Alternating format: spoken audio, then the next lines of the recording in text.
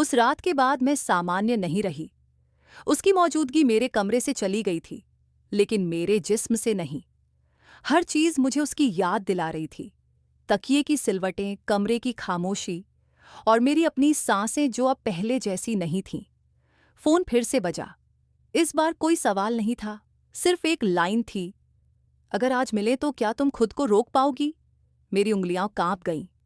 कुछ सवाल पूछे नहीं जाते, उनका जवाब जिस्म पहले ही दे चुका होता है। मैं पहुंची।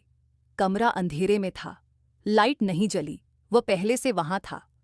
जब उसने मेरा नाम लिया तो वो आवाज मेरे कानों से नहीं, सीधे रीढ़ से होकर गुजरी। हम बहुत पास थे, इतने पास कि शब्द बेकार लग रहे थे। उसने मेरा चेहरा देखा, जैसे पढ़ रहा हो कि मैं कितना चाहती हूं और कितना डरती हूं।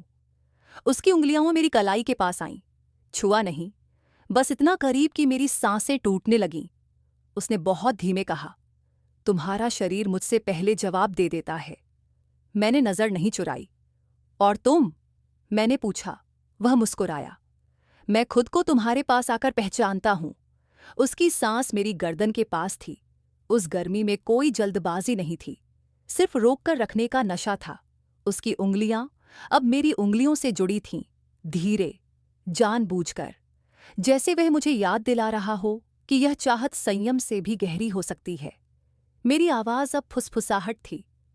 तुम मुझे जला रहे हो, उसने जवाब दिया, और तुम खुद को जलने दे रही हो। हम एक पल के लिए और पास आए, इतने पास कि अगर वह चाहता तो सब कुछ बदल सकता था। लेकिन वह रुका, और वही रुकना सबसे ज्यादा खतरनाक था।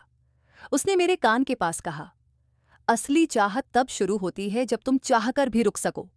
उसने मुझे छोड़ा, पीछे हटा।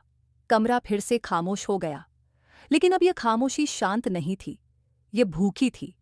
और मुझे पता था, यह कहानी अब सिर्फ दिल की नहीं रही, यह जिस्म तक उतर चुकी थी, धीरे, गहराई से, और अभी खत्म नहीं होने वाली थी।